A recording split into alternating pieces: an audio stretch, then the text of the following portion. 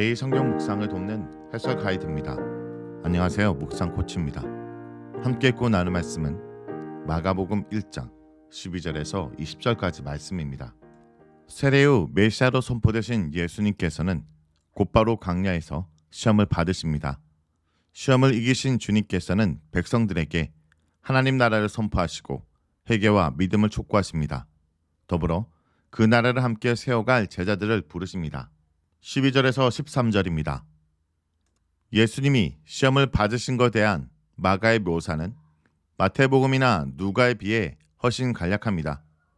예수님께서 40일을 광야에 계신 사건을 통해서 마가복음 저자는 이스라엘의 광야 경험의 대비 속에서 이 사건을 읽고 있는 것 같습니다. 40이라는 숫자는 구약 성경으로부터 여러 가지 상황들과 연관되어 있습니다. 가장 유력한 것은 이스라엘 민족의 광야 경험인데 마치 이스라엘이 광야에서 시험을 받았던 것처럼 하나님의 아들이신 예수님께서 자신들의 백성들과 마찬가지로 광야에서 시험을 받고 있습니다. 마가복음이 묘사한 표현들 가운데 주목할 만한 것은 예수님께서 광야에서 들짐승들과 함께 거하셨다는 표현입니다. 이것은 이사야 11장과 65장을 반영하고 있는 것 같습니다. 선지자 이사야는 하나님의 종말론적 통치의 회복이라는 그림을 새로운 창조라는 틀로 그려주고 있는 것 같습니다. 하나님이 회복하실 하나님의 통치의 회복이란 다름 아닌 에덴과 같은 모습이라는 것입니다. 이사야 본문에서 하나님이 회복하실 종말론적 통치의 모습이 사람과 짐승들 사이 그리고 짐승과 짐승 사이에 평화로운 공존이라는 이미지로 그려져 있는데 마가복음은 복음서를 시작하는 단락에서 광야에서 들짐승과 함께 평화롭게 공존하고 있는 예수님의 모습을 보여줍니다. 마가복음은 이러한 묘사를 통해서 예수님께서 구약이 예견한 하나님의 통치를 이 땅에 가져오신 분이라는 것을 드러내고 있는 것입니다. 다음은 14절에서 15절입니다. 14절에서 15절은 하나님 나라를 선포하시는 내용입니다.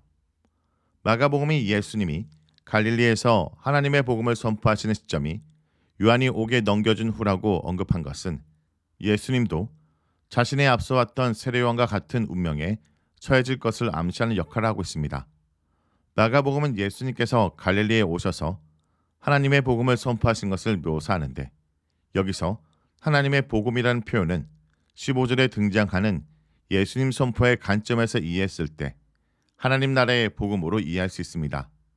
때가 찼고라는 표현에서 마가복음이 사용한 때라는 단어는 크로노스가 아니라 카이로스입니다. 크로노스가 일반적 시간을 의미하는 것이라면 카이로스는 하나님이 정하는 구체적 때를 의미합니다. 문장의 주동사는 수동태로쓰였는데 이것은 이른바 신적인 수동태로서 하나님이 정하신 구체적 시기가 도래했다는 것을 나타냅니다. 즉 하나님이 정하신 하나님의 종말론적 통치가 도래할 성취의 시기가 왔다는 것을 의미합니다. 예수님이 선포한 하나님 나라가 가까이 왔다라는 표현은 예수님의 인격과 사역을 통해서 이 땅에 이미 임한 하나님의 종말론적 통치를 언급하면서도 동시에 예수님의 인격과 사역을 통해서 그리고 이를 이은 제자들의 사역을 통해서 종말론적으로 최종적인 성취를 향해 나아가고 있는 하나님 나라를 그려주고 있습니다. 다음은 16절에서 20절입니다.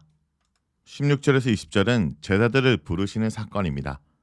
앞에서 예수님은 하나님의 복음을 선포하시고 하나님 나라의 통치를 알리셨습니다. 이러한 선포와 다음에 등장하는 제자들을 부르시는 기사 사이에는 얼핏 보면 다소간 부조화가 보이는 것처럼 보입니다. 그 이유는 하나님 나라 도래를 통해서 대단한 일이 일어날 것으로 기대하기 때문입니다. 하지만 예수님께서는 자신의 제자들을 부르고 계십니다. 구약의 관점에서 생각해 보았을 때 하나님 나라의 종말론적 통치는 장엄한 모습으로 임할 거라고 기대되었습니다.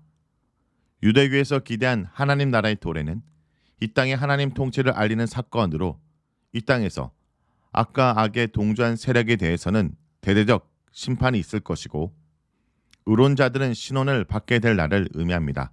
그런데 예수님께서는 이렇게 기대되었던 심판과 신원 사역을 바로 보여주신 것이 아니라 하나님 나라의 통치를 알리시고 난 후에 단지 제자들을 부르시는 데 그치고 있습니다.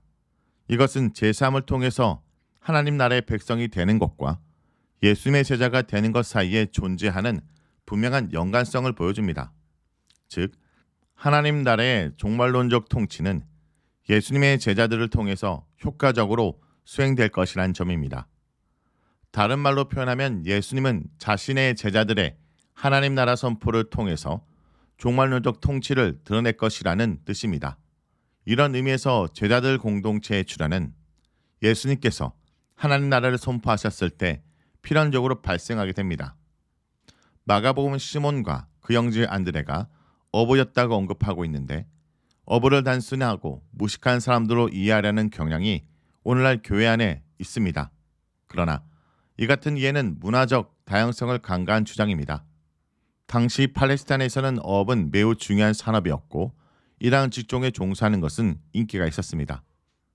예를 들어 오병이어 기적에서 아이가 싸운 도시락의 품목에도 물고기가 있었다는 것은 물고기가 그들의 식 문화에서 얼마나 기초적이면서도 중요한지를 보여주는 하나의 예입니다.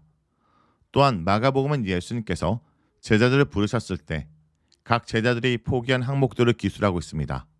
그물과 아비, 삭군들을 버려두었다는 것은 예수님을 따르는 일이 가장 중요한 우선선이었다는 점을 말하는 것이지 문자적으로 모든 가족관계를 포기했다는 뜻이 아닙니다. 나중에 베드로의 장모를 출연하는 이야기 속에서 나타나지만 제자들은 문자적 의미에서 가족관계를 완전히 포기하지 않은 것이 분명합니다. 따라서 예수님의 말씀을 지나치게 문자적으로 이해하는 것은 본문이 보여주라는 것을 넘어서는 것일 수 있습니다. 예수님께서는 제자를 부르신 목적을 설명하면서 사람 낳는 어부가 되게 하기 위해서라고 말씀하시는데 이 설명은 예레미야 16장 16절에 근거한 것입니다. 그런데 자세히 살펴보면 사람을 모으는 목적이 다르게 기술되었습니다. 예레미야서는 심판을 위해 모으는 반면 마가복음은 심판으로부터 구원하기 위해 모으고 있습니다. 성도 여러분, 예수님은 시험에서 승리하시고 하나님 나라의 왕이 되셨고 우리는 왕의 승리에 참여한 백성들입니다. 온갖 욕망이 들끓는 세상에서 우리가 많은 시험을 직면할 것이나 친히 시험을 이기신 예수님을 따라 믿음으로 승리하며 나아가는 주의 백성들이 되길 기도합니다. 말씀을 놓고 기도하겠습니다. 주님, 시험을 이기신 주님을 따라 승리하게 하시고 기꺼이 주를 따르는 제자가 되게 하여 주시옵소서. 예수님의 이름으로 기도합니다. 아멘.